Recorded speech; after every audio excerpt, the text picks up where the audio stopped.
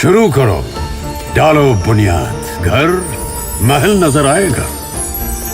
Wonder लाइए, wonder अपनाइए, फर्क नजर आएगा। वंडर सीमेंट, फर्क नजर आएगा। नमस्कार, मैं हूं रिजवान अहमद सिद्दीकी। आप देखना शुरू कर चुके हैं सबकी खबर। एक ऐसा घोटाला जिससे मध्य प्रदेश के नवजात और मध्य प्रदेश की माताओं की जान से खिलवाड़ हुआ है। तकरीबन 495 करोड़ का ये घोटाला है। पोषण आहार का ये घोटाला है। उन लोगों ने अपना पोषण कर लिया जिन पर जिम्मेदारी थी कि वो मध्य प्रदेश के उन नवजात जिसकी मृत्यु के मामले में देश में मध्य प्रदेश बदनाम है, अव्वल है नवजातों की मृत्यु में, और उनकी माताओं पे तीसरे नंबर पर है मध्य प्रदेश। लेकिन उसके बाद भी इसके लिए सरकार ने तो बहुत महत्वपूर्ण योजना बनाई, लेकिन लगता है कि अधिकारियों ने, और वो अधिकारी भी कोई मामूली अधिकारी नहीं है, उन पर इल्ज़ाम है जो मध्य प्रदेश के सीएस रहे हैं, और सीएस रहने के दौरान और एसीएस रहने के दौरान उन्होंने एक ऐसे अधिकारी को ये काम सौंप दिया जिसने जमकर भ्रष्टाचार किया, बेशर्मी से भ्रष्टाचार किया और इन लोगों की जान से खिलवाड़ किया। अपने फायदे के लिए, अपने निजी फायदे के लिए पूरा एक ऐसा सिस्टम खड़ा कर दिया गया जिससे मृत्यु दर नवजात की कम नहीं हुई। आज भी मध्य प्रदेश उसमें अव्वल है, और माताओं की मृत्यु दर भी। मध्य प्रदेश की जो सरकार है, शिवराज सरकार, जो दावा करती रही है कि वो मामा है शिवराज, बहन है उनकी, और उन्होंने लाडली बहना जैसी योजना बनाई, लेकिन उन लाडली बहनाओं के साथ क्या किया जिनके बच्चे गोद में मर रहे थे। उन बच्चों की जान से किस हद तक खिलवाड़ किया है मध्य प्रदेश की इस सरकार ने, और इस सरकार के मुख्य सचिव पर ये आरोप सीधे है, और जिस पर जांच प्रकरण दर्ज होगी। उनके सबसे चहेते अफसर, वो कोई आईएएस नहीं थे, वो आईएफएस हैं, बेलवाल। जो बेलवाल हैं, ललित मोहन बेलवाल, वो आईएफएस हैं जिन्हें सीईओ बनाया गया, जिनको ये पूरी भ्रष्टाचार का काम सौंप दिया गया, जिन्होंने जमकर भ्रष्टाचार किया, जिन्होंने जमकर होली खेली सरकारी धन से।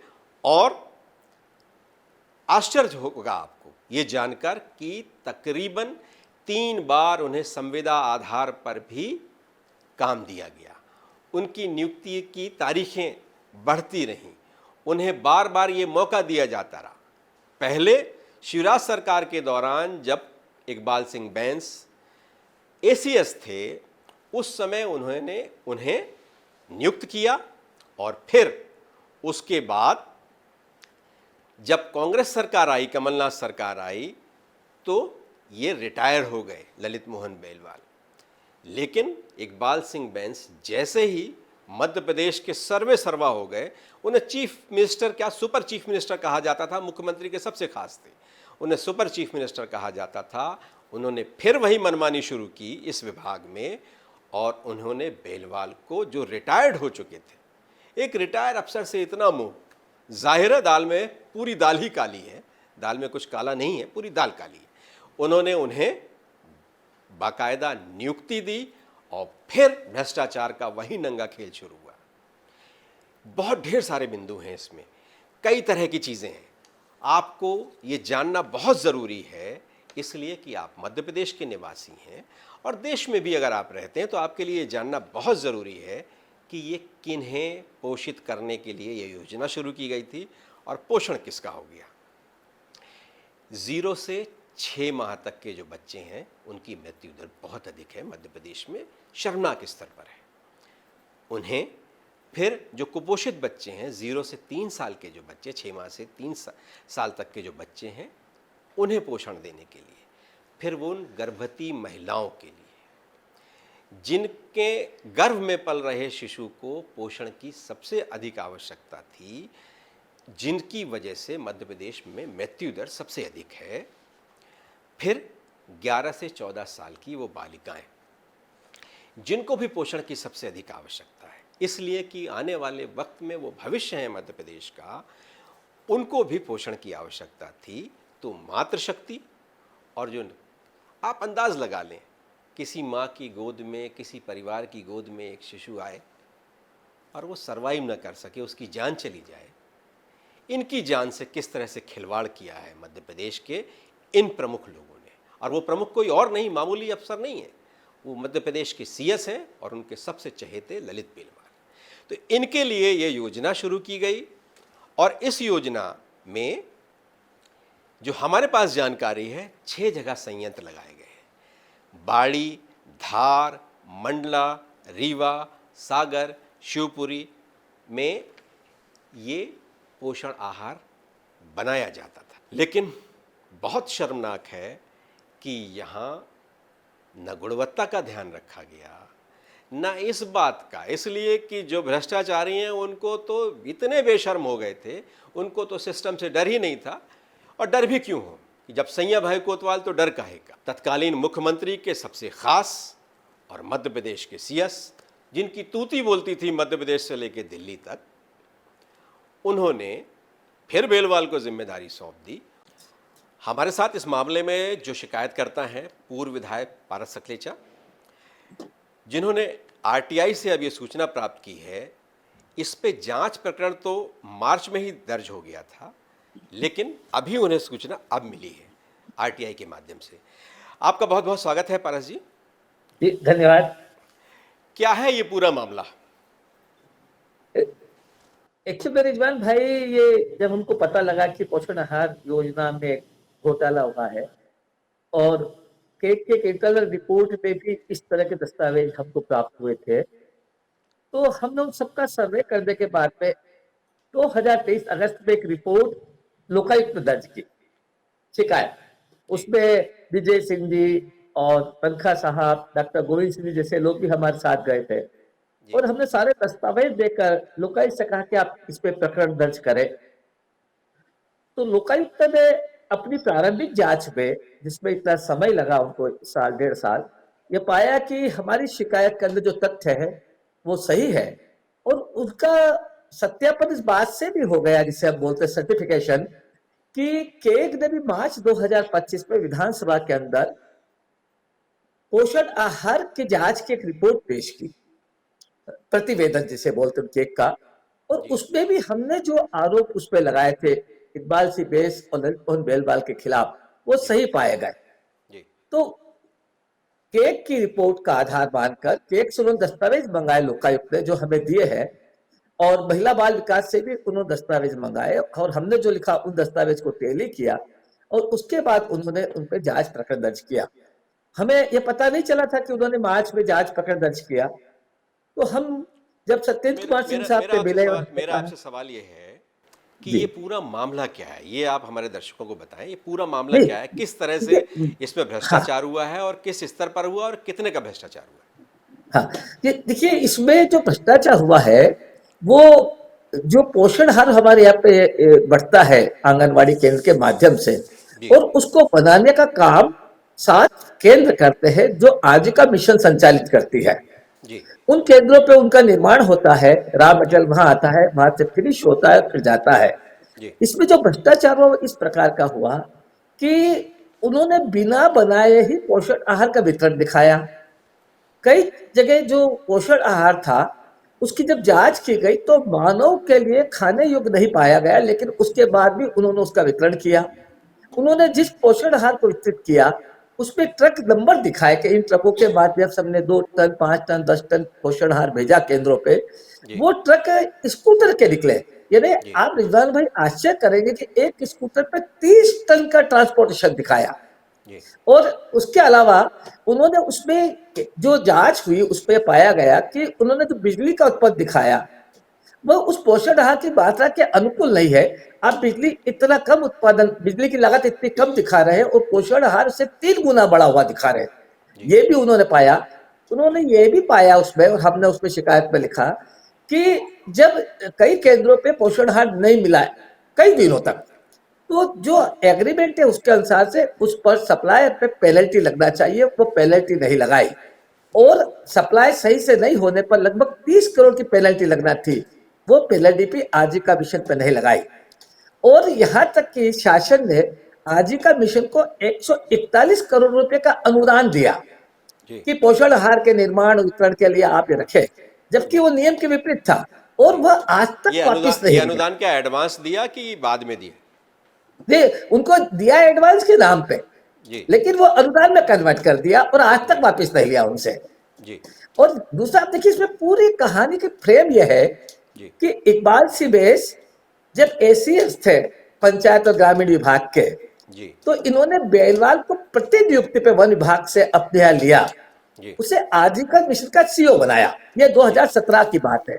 जी 2018 में जब कमलनाथ सरकार बनी दिसंबर में, जी और इसमें घोटाले की गूंज उठी, जी। तो इन्होंने 2017-18 के बीच जो कृषि डिपार्टमेंट था, एग्रीकल्चर इंडस्ट्रीज, उसकी जो 60 यूनिट थी जो पोषण आहार बनाती थी, उनको इन्होंने बेलवाल के द्वारा संचालित आजीविका मिशन में सौंप दिया। जी। कमलनाथ ने वापस ये रिवर्स कर दिया इस काम को। लेकिन जब 23 मार्च 2020 को शिवराज सरकार फिर बनी जी और बेलवाल दूसरे ही दिन चीफ सेक्रेटरी बने, माफ करना, सीईओ इकबाल सिबेश, सीईओ। तो उन्होंने बेलवाल को पुनः अपने बुलाया जी जून 2020 में, जबकि बेलवाल को रिटायर्ड हुए 2 साल हो गए थे। जी। इसको प्रतिनियुक्ति पर 1 साल के लिए बुलाया, कॉन्ट्रैक्ट बेसिस, जिसे उन्होंने नाम दिया कॉन्ट्रैक्ट बेसिस। जी और पुनः इन्होंने दोनों ने मिलकर जी वापिस 7 इंडस्ट्री को अपने इसमें ले लिया, आजीविका मिशन में, कृषि विभाग से लेकर। जी तात्कालीन एसीएस मनोज श्रीवास्तव ने इसका विरोध किया कि इसकी नियुक्ति लीगल नहीं है, इसको नहीं हम अपॉइंट कर सकते, लेकिन उसको दरकिनार करके भी उन्होंने इसको ले लिया। तो सारा लगता है कि योजनाबद्ध तरीके से इन दोनों ने मिलकर षड्यंत्र पूर्वक ये घोटाला अंजाम दिया, और इसी को ले हमने लोकायुक्त को आवेदन दिया। ये लगभग कितने का घोटाला है? ये घोटाला हमने लिखा है कि इन्होंने 8 केंद्रों की जांच की, 8 जिलों की जी। केग ने, और 8 जिलों में उन्होंने 487.13 करोड़ का घोटाला पाया। अब अगर 52 जिलों की जांच हो तो ये घोटाला कई गुना बढ़ जाएगा, 3000 करोड़ तक का चला जा सकता है। जी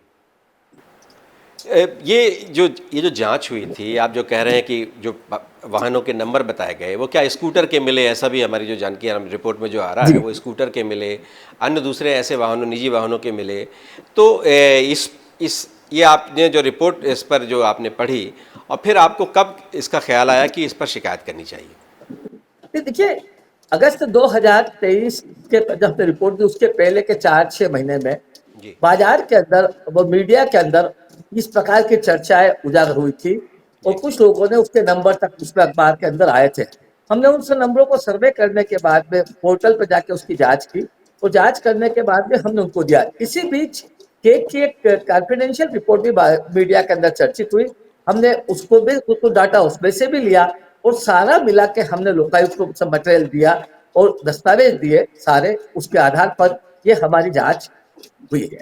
सकलेजा जी, ये क्यों जरूरत पड़ी इतने बड़े पैमाने पर मध्य प्रदेश में पोषण आहार के देखिए, निर्माण की और इस तरह से पोषण वितरण आहार करने के अंदर घोटाले को लेकर हम कई सालों से काम कर रहे हैं, की? जी क्योंकि ये एक बहुत बड़ा घोटाला है। और जो शाला त्यागी बालिका है, उसके लिए हमने पहले भी कई आरोप लगाए मैंने, और जब नहीं, विधानसभा के अंदर विधायक के साथ मैं अपने लगाया। प्रश्न पर आ रहा हूँ, मैं अपने प्रश्न पर आ रहा हूँ कि जी। इतने बड़े पैमाने पर पोषण आहार वितरण की आवश्यकता क्यों पड़ी? सरकार ने ये निर्णय क्यों लिया कि इतने बड़े पैमाने पर पोषण आहार को वितरण करना है? ये किसके जीवन रक्षण के लिए था, क्यों था, और ऐसी क्या परिस्थितियां थी, और किस वर्ग को इसमें चयनित किया गया था?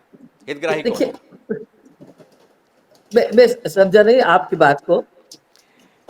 इतने बड़े पैमाने पर पोषण आहार का वितरण सरकार ने एक पायलट प्रोजेक्ट की तरह बनाया इसको, और सरकार ने बहुत महत्वपूर्ण ये इसका निर्णय था।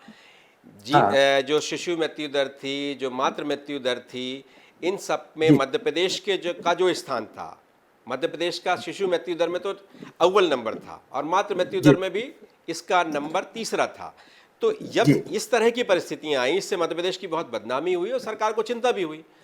उस समय ये इस तरह की योजना और इस आंगनवाड़ियों के माध्यम से जो वितरण किया जा रहा था राशन जो है, वो इसलिए ये इस योजना की आवश्यकता पड़ी। तो इसमें सरकार ने कब आवश्यकता पड़ी और क्यों आवश्यकता पड़ी, ये सवाल था मेरा। देखिए, अभी लगभग ये पोषण आहार घोटाले का सालाना बजट लगभग 2000 करोड़ का है जी। और उसका मेन मकसद जिसे हम बोलते हैं जी कि मेन मकसद बात मृत्यु दर, शिशु मृत्यु दर, जी कुपोषण जी और बालिकाओं को स्वस्थ करना, उन्हें पोषण देना, जी ये इन्होंने जो सारा काम योजनाबद्ध तरीके से जो किया, जी और उसी का ये परिणाम रहा जी कि मध्य प्रदेश में हम इस MMR बोलते हैं इसको, मतलब मॉर्टल मॉर्टल रेट, मतलब हम जी इसके अंदर टारगेट को प्राप्त नहीं कर सके। जी आपने सही कहा कि हम अभी बाल मृत्यु दर के अंदर देश में सर्वोच्च स्थान पे है, आज भी जी है। जी उस वक्त भी थे जब हमने शिकायत की, और उस वक्त भी थे जब इन दोनों ने घोटाले किए। तो जिनके और जिनका हम, कुपोषण दूर करना था, जिनका पोषण करना था, उसके बजाय अपना पोषण कर लिया अधिकारियों ने हाँ जी, और इन्होंने पूरे सिस्टम ने अपना इन्होंने पोषण कर लिया, तो जाहिर इन्होंने है कि ये मृत्यु दर मैंने अभी भी उसी तरह इन्होंने स्तर ये पर है। भी नहीं सोचा, घोटाले करने वाले लोगों ने, जी कि उनके घोटालों से इस प्रदेश की इमेज को कितना नुकसान हो रहा है, जी और इस प्रदेश का जो, जिसे जीवनांग बोलते हैं, जी और जो जीवनांग एक प्रदेश की पहचान होती है, जी जो आनंद का पैमाना का सबसे पहला बिंदु होता है, जी उसके बारे में भी इन्होंने नहीं सोचा। और ये भी नहीं सोचा कि मैं, हम गरीब बच्चों का भोजन खा रहे हैं, गरीब महिला का भोजन खा रहे हैं, उनके बदले में वे मर रहे हैं, जी बेमौत मर रहे हैं, जी कई संख्या में मर रहे हैं, लेकिन इन नहीं, लोगों ने भोजन नहीं सोचा। भोजन तो खा ही रहे हैं, लेकिन साथ साथ भोजन ऐसा दे रहे हैं जिससे फायदा होने के बजाय नुकसान हो जाए। नहीं रिजवान भाई, ये अब ये क्या बोले, जब इन्होंने अभी ये स्वीकार किया, जी आप इस योजना में, इन्होंने जब जांच हुई तो जी महिला बाल विकास ने लिख के दिया कि जी इस योजना में हमने लगभग लगभग 100 अधिकारियों पर कार्रवाई की है। जी उसमें कई लोगों को हमने अनुशासन का नोटिस दिया है, कई लोगों पे हमने दंडात्मक कार्रवाई की है, कुछ रिटायर्ड हो गए, हमने राज्य सरकार को भी लिखा। जब जी इतने लोगों पे इतनी बड़ी कार्रवाई हुई, तो जी पता क्यों नहीं चला? उसके पीछे भी एक कहानी है रिजवान भाई, बड़ी। जी भाई आप अपने पूछेंगे हमसे कि भाई ये जब कार्रवाई हमको पता लगी तो विभाग के अंदर ये क्यों नहीं आया? जी ये आप जानकर आश्चर्य करेंगे कि जनवरी 2020 से मई 2020 से जनवरी 2023 तक जी एक इसमें ACS थे महिला बाल विकास में, अशोक शाह जी। जी उन्होंने इस सारे घोटाले की शिकायत होने के बाद भी और इसके बिंदु उजागर होने के बाद भी इस पर कोई कार्रवाई नहीं की। जी अब इसका इनाम उन्हें मिला जी जब वो रिटायर्ड हुए जनवरी 2023 में। जी तो अप्रैल में एक नई संस्था बनाकर जी के MP क्वालिटी कंट्रोल, जी एक नई संस्था बनाई और उनका उन्हें डायरेक्टर बना दिया गया, उनको इनाम के तौर पर। उन्होंने तो पुनर्वास हो ऐसा गया। लगता है। अशोक और अशोक अफजल भाई, शाह जी आपको का ये पता पुनर्वास हो। होगा जी कि जब नेहा मरविया ने जांच की जी और उन्होंने पाया, जी तो इकबाल सिंह देश ने नेहा मरविया को डेडलाइन में करके एक महिला IAS अधिकारी को प्रताड़ित किया। और ये जी एक ही महिला अधिकारी नहीं है, इसे 26 IAS अधिकारी इकबाल सिंह देश के जमाने में प्रताड़ित हुए, नहीं, उन्हें साइडलाइन कर दिया गया। मैं अभी तो इसी इसी मामले में रहना चाहता हूँ। और मनोज श्रीवास्तव ने भी इसका विरोध किया था, बाद में उन्हें भी खामियाजा भोगना पड़ा। चर्चा सत्ता के गलियारों में तो हाँ, चर्चा यही रहती है। जी वो खाया, जी सही है, मनोज सिन्हा ने भी इसका खामियाजा भुगता। जी पारस जी, मैं अंतिम सवाल आपसे मेरा यही है हाँ कि जांच की आपने शिकायत की 2023 में, जी, फिर आप नए सिरे से मिले 2025 में। 25 में मिले कि आप 24 में मिले? आप 24 में मिले, हम फिर तो नए सिरे से एक दो बार मिले, तब उन्होंने कहा कि हम उसमें दस्तावेज मांगे हैं, जी। हमारी शिकायत को आप उन्होंने 2024 पंचायत में इस पर विभाग से। मिले, हाँ दर्ज हो गया, इसमें मामला भी दर्ज हो गया, जी जांच प्रकरण दर्ज हो गया। अब आपको जी क्या लगता है, किसी जी, एक जांच देखिए जो बहुत स्पष्ट है, कैग की अब बहुत स्पष्ट रिपोर्ट है, उस जी, पे देखिए भी अब हमें इतना पूरा लंबा समय लग गया, जांच प्रकरण तक पहुंच गए हैं अब इस पे ये FIR कब दर्ज समय होगी? इसलिए आपको क्या लगा, लगता है? देखिए सब जो हमारे पास दस्तावेज आए उसमें समय इसलिए लगा जी कि इन्होंने पंचायत विभाग, महिला बाल विभाग और आजीविका मिशन से हमारे दस्तावेज के आधार पर लगाए गए आरोप का स्पष्टीकरण मांगा, जी और 1 साल तक इन तीनों विभागों ने कोई स्पष्टीकरण नहीं दिया और समय बढ़ाते रहे। हर जी बार ये लोकायुक्त में आए, इनके प्रतिनिधि, और 2-2 महीने का समय बढ़ाया। मतलब कई बार तो आए नहीं, और जब आए तो 2-2 महीने का समय बढ़ाया। तब जाके लीगल सेल ने लोकायुक्त की जो हमारे पास दस्तावेज के अनुसार उन्होंने लिखा कि भाई ये अभी दस्तावेज आए नहीं, लेकिन इस पे प्रकरण दर्ज करना जरूरी है। जी उन्होंने प्रकरण दर्ज किया, जी और उसके बाद में केक की रिपोर्ट आ गई, तो हमारी बात को बल मिला। हमें जी पूरा विश्वास है कि इस अब घोटाले आपको के क्या अंदर लग रहा अभी है, अब आप 8 जिस तरह से आप इस प्रक्रिया को देख रहे हैं और आप बहुत नजदीक से आप बहुत ये हम इस आरटीआई प्रक्रिया के पे पूरी, मामले में भी आप हाँ, बहुत हम इस धुरंधर प्रक्रिया हैं पे और पूरी आप इस नजर तरह रखे की हुए हैं। शिकायतों में भी आपका बहुत हाँ अनुभव है। तो अब आप आपको क्या लग रहा जी, है कब तक इसमें एफआईआर दर्ज हो सकती है? नहीं हमें मतलब जैसे हमारा अपना कैलकुलेशन है, और जी मेरी सीनियर एडवोकेट लोगों से भी बात हुई, जो लोकायुक्त में भी काम करते हैं, उनसे भी बात हुई, जो एक्टिविस्ट थे मेरे साथ में, जी तो मुझे ऐसा लगता है कि अभी ज्यादा से ज्यादा 3 महीना और लगेगा पूरी जांच को इनको करने में। उसके बाद इनको प्रकरण दर्ज करना ही पड़ेगा, और दर्ज प्रकरण करने के बाद में दस्तावेज जब्त करने के बाद में इनको जो भी उचित कार्रवाई वो करना पड़ेगी। जी। अब आपको इसमें लगता है कौन कौन नप जाएगा इसमें, आपको क्या लगता है किसके गिरेबान तक ये देखिए इसमें कानून के हाथ जहाँ तक है, पहुंचने वाले हैं? मूलतः तो इसमें इकबाल सिंह बेस और ललित मोहन बेलवाल तो आएंगे ही इसमें, जी क्योंकि हमने उसके सारे प्रमाण भी दिए कि इन लोगों ने किस तरह से कार्य किया, और क्यों जी इन्होंने, इकबाल सिंह बेस ने ललित मोहन बेलवाल की नियुक्ति करवाई जबकि वो लीगल नहीं थी। जी और इसके अलावा महिला बाल विकास और पंचायत विभाग के कुछ अधिकारी भी आएंगे जिनको आइडेंटिफाई करना पड़ेगा। जी लगभग लगभग 40-50 इसमें अधिकारी शामिल होंगे। जी। और वो जो 100 अधिकारी जिनका आप जिक्र कर रहे थे, इन पर पहले भी इस तरह की जी कार्रवाइयां हो चुकी हैं, जांच के दायरे में लाया जा जी, चुका है, उनका क्या होगा? नहीं उन पे भी कार्रवाई होगी साहब। अब उसमें कौन अधिकारी आपराधिक प्रकरण में काम आएगा, कौन लापरवाही में काम आएगा, ये लोकायुक्त तय करेगी, जी। और उसके हिसाब से उन पे कार्रवाई हो जाएगी। मतलब आपको लगता है कि एक बहुत बड़ा घोटाला है, बड़े पैमाने पर और बड़े स्तर से लेकर छोटे स्तर तक के सभी अधिकारी इसमें रिजवान भाई, नपेंगे, ये आपकी घोटाला आशा तो है, आप इतना उम्मीद बड़ा करते हैं? है, और ये हम तो हम ये भी अपेक्षा करते हैं लोकायुक्त से कि ये 8 जिलों की जांच है, 52 जिलों की जांच हो, और ये पर्टिकुलर एक पीरियड की जांच है 2018 से 2021 की। हम ये बोलते हैं कि इसके बाद के जिलों की, बाद के पीरियड की भी जांच हो, ताकि एक अच्छा सा माहौल इस प्रदेश में बने कि जी भ्रष्टाचारियों को उनके किए की सजा मिलती है। जी। आपको क्या लग रहा है, मध्य प्रदेश सरकार का रुख भी इसमें पॉजिटिव है, इस जांच की में सहयोग मिल रहा है मध्य प्रदेश सरकार का, या आपको लग रहा है कि अभी उस तरह का सहयोग नहीं मिल रहा? देखिए, कोई भी जंग में हमें आशावादी तो होना पड़ता है। जी सरकार का अपना एक कैरेक्टर है, अपना जी चरित्र है, जी वो जैसा भी रहा होगा, वो जैसा भी है वो हमको दिख रहा है, और हम उसको, उससे पीड़ित भी है। जी लेकिन हमें मानते हैं कि इस प्रकरण में जो दस्तावेज हमारे पास है बहुत ठोस है, जी और उनको कोई इग्नोर नहीं किया जा सकता। कानूनी रूप से दस्तावेज को इग्नोर करके कोई निर्णय लेना अब सरकार के लिए संभव नहीं है।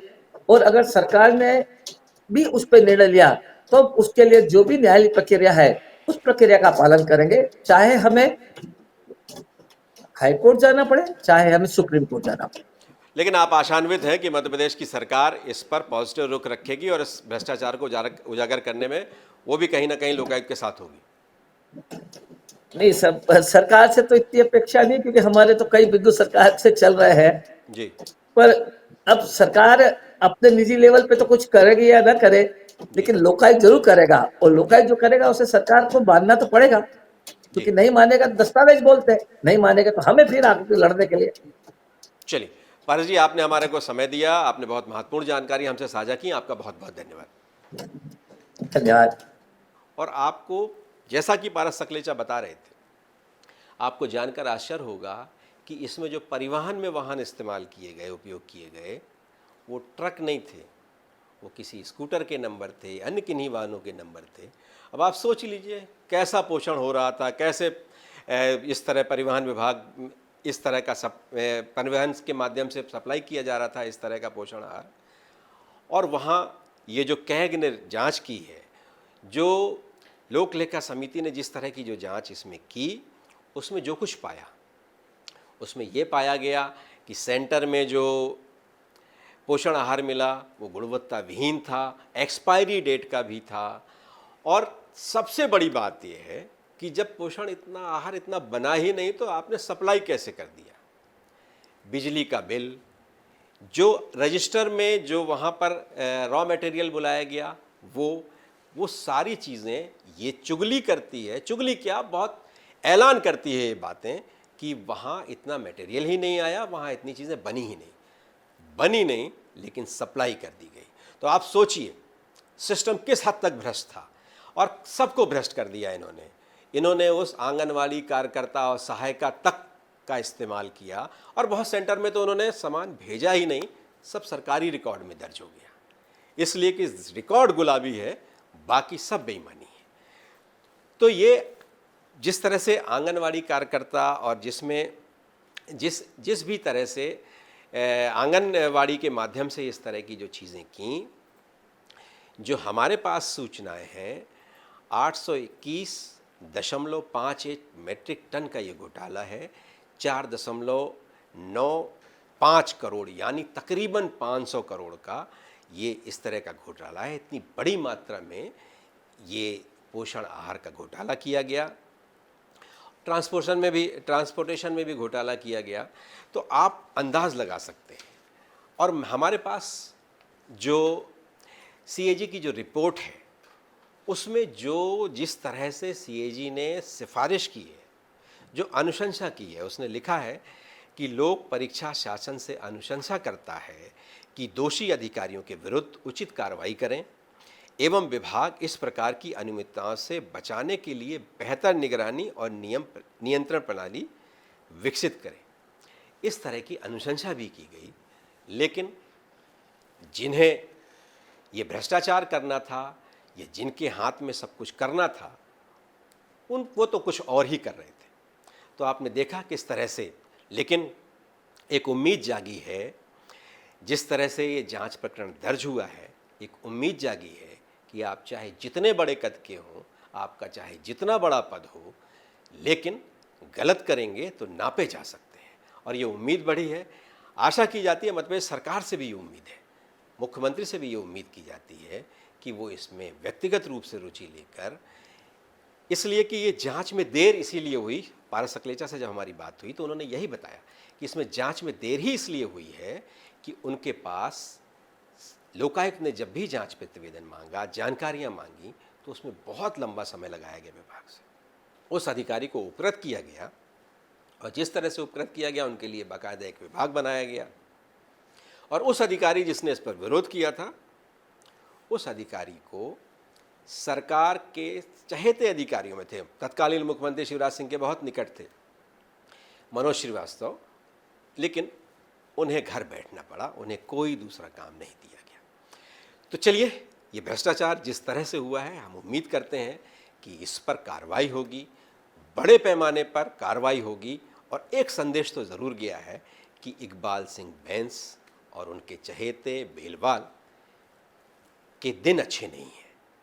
और उन्होंने जिस तरह से इकबाल सिंह बैंस पर हमेशा आरोप लगते रहे हैं कि वो मनमानी करते हैं, उसका एक और ये नज़ीर है। इस मामले में हमने जिनके नाम लिए हैं, इकबाल सिंह बैंस, ललित मोहन बेलवाल, उन्हें भी अपना अगर कोई पक्ष रखना है तो हम तैयार हैं। सबकी खबर सबका पक्ष दिखाता है। वो अपना कोई पक्ष रखना चाहें इस मामले में तो हम उन्हें स्वागत है उनका, वो आएँ, अपना पक्ष बताएं। नहीं तो अपनी जगह पर बोला है, हम वहाँ भी जाने को तैयार हैं। लिखित में कोई पक्ष देना चाहते हैं, कोई बयान देना चाहते हैं, वो दें। हमारा मकसद इस मामले में उस भ्रष्टाचार को उजागर करना है। किसी से हमारी कोई व्यक्तिगत रंजिश नहीं है। तो आप अपना पक्ष रखना चाहें, आपको हम पुनः आमंत्रित करते हैं। आप अपना पक्ष रखना चाहें तो इसमें अपना पक्ष रख सकते हैं। हमारे इस कार्यक्रम में बस इतना ही। अगर आपको हमारा ये प्रोग्राम पसंद आए तो इसको आप लाइक कीजिए, कमेंट कीजिए और शेयर कीजिए। और सब्सक्राइब करने की हम आपसे बार बार अपील करते हैं, सब्सक्राइब अवश्य कीजिए। धन्यवाद।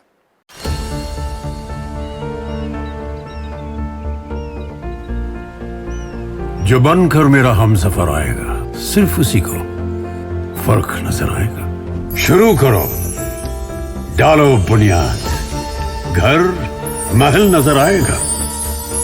वंडर लाइए, वंडर अपनाइए, फर्क नजर आएगा। वंडर सीमेंट, फर्क नजर आएगा।